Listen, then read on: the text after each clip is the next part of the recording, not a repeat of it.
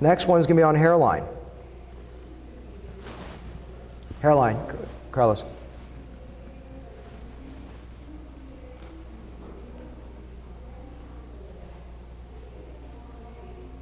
The hairline is the artistry that's there. We're going to talk about, when I talk about hairline here, it's the macro hairline, not the micro hairline. So it's the line, the position of the line.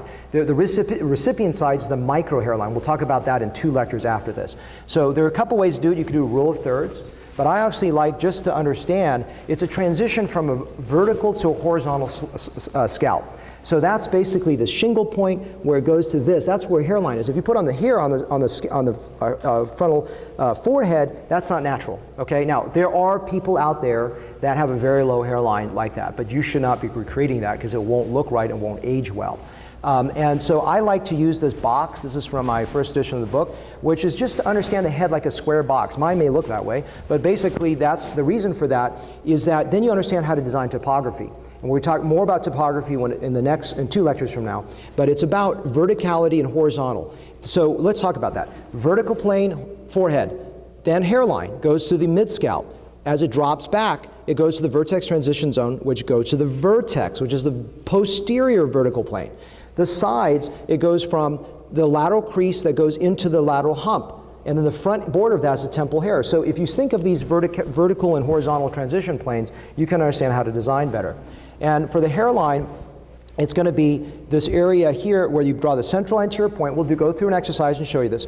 And then the frontal temporal recession is at the lateral canthus. This is why comb over looks weird, because when the hairline is positioned lateral to lateral canthus, that's not natural. It has to be sit right there. So when you create your hairline too medial or too lateral and the end point is there, it looks fake. Then you just create a shape that matches the face, matches the ethnicity, matches the gender, but this is really about male hairlines, so we don't make it too complicated. And also, why does even the best toupee sometimes, or best hairpiece or hair system look slightly fake? Because we have so natural looking woven hair pieces that look so natural. The reason oftentimes is the temples don't match, because the hairline's way up here and the temple's back here, because it's hard to get a very natural temple. So sometimes I'll just do a temporal point reconstruction for someone that wears a hair system. And so don't build your hairline way in advance of your temple. They have to match. The recession is like unzipping naturally this way. So the other thing I've noticed when I've been teaching the St. Louis course for 7 years, and I noticed my student mistakes. And the thing is, they always look from the frontal view. You got to look at all angles. The side view, the hairline should either be flat or should slope up, never down unless you're a woman or you're doing transgender work. It needs to go up or stay flat. So always look from all angles. 2D and 3D world is very important, because what I mean by this is that we look at a hairline as 3D, right?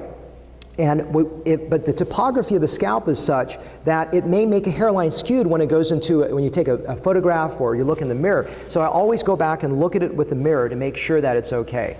Summary of these points: the central shingle point is the standard starting point. Then we make these lateral 2 end points.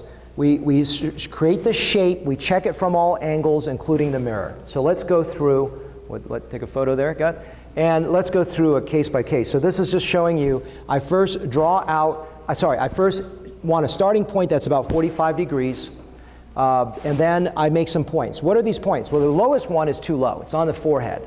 Could that be acceptable? It could be acceptable for an 18-year-old, but not for the level of recession this guy has. The next one is more or less a good point. Maybe. It may be too aggressive. If you maybe have to build some temples, we'll see if that's too aggressive. The one back there, it's not going to do much. I mean, it's a good starting point if you're just starting your practice, but it's not going to frame his face. It's not going to provide aesthetic benefit for him. But it may be a point where you want to start out and be safe and do a little bit. So then the next point after you have that starting point of one of these, again, it's probably the middle point is going to be the best. You're going to take a pencil and try to make sure that stays on the alignment with the lateral canthus. If you use this pencil, it helps, because a lot of times when you eyeball it, you're a little bit off this way or this way. By doing this, put your finger there, it helps you. And I take a little ruler, and you want to make sure both sides are the same distance going backwards, because it can be a little tricky if you don't do this. And then tilt the head down and look at this. Now this, what I tried to show you here is those lateral points, the 2 medial ones are too far medial. It's hard to see that, but it's a little too far medial. And the ones on the side are too lateral, and they're not symmetric. So I'm just showing you all bad points. But then what you want to do is make sure they're good points. And these are better points that are positioned. So these are my final 3 points that I've decided on. And then from there I can build. Now, the lateral point which point do I want? 1, 2, 3, or 4? These are just random points that I've shown you. Actually, what I'm showing you here, 1 is too low, okay? 1 is too low, and it's going to be a female hairline. Why? Remember that slope going down? 2 is maybe good, but that's an aggressive temple you've got to build. 3, you can build a conservative temple. And 4, you don't have to build a temple at all. If you build a temple, it is really a dangerous thing for someone first 5 years of hair practice. I don't care if you've been in plastic surgery, facial plastic surgery, or dermatology for 10 years. If you are starting hair, you're a novice, okay? Don't be arrogant. You don't know anything. And this is showing the lines here. Look at 1 now. That's no way you can do this. That's a female hairline, okay? It's a bad female hairline, but it's a female hairline. 2 is an aggressive one where you have to, do you see if I end that point there, how big my temple has got to be? You can't build, you don't have enough hair. You'd be exhausted to do that. Now, I could maybe do that, but I still think that's too aggressive design. 3, to me, is actually really good. If you just have a little upper temple build, it's not that hard to do, even if you're a relative novice. Maybe not the first few cases, but your angles don't have to be as precise. It's easier for your staff to place in, but 2 and 1s are absolutely no-nos. And 4 may be a good way to go, but that line is a little bit too straight. I'm just trying to show you the thought processes that go into a real design. All this is coming from my second edition book coming out in a couple months, which I make no money on. All goes to charity. So, and this is showing the 3 points again. Why am I showing different angles? Are they the same distance going back? How do I know that? I tilt it down. I look to the side. I look at all different angles. Always cross-check every angle. Look to the side. Does this tilt down? Does it go flat, or does it go up? Remember, the 2 acceptable ones are either flat or tilting up. Tilts up, right? So you're okay. We're okay for a male hairline. And tilting up is more conservative. Flat is more aggressive, and tilting down is feminine. Does that make sense? Okay. Then check I just want to show you that. Then you want to check both sides, make sure they're the same. We do that. I'll show you that. Then I just start drawing the little start point. This is all with an eyebrow pencil. Then I continue it going along, and as I start to shape it, I can shape it. These are 2 patterns. One is a little more suppressed, and one's a little bit wider out.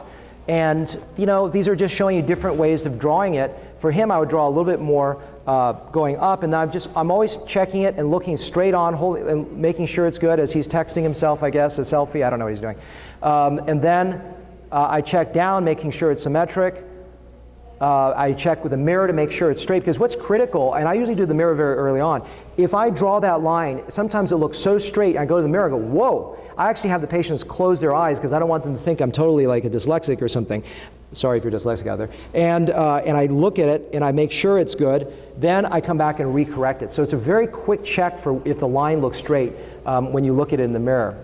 And then you want to look at the side views. Again, I'm probably selecting the upper arc of that, not the dotted line. Check the other side. Are they sloping the same direction? Check all angles.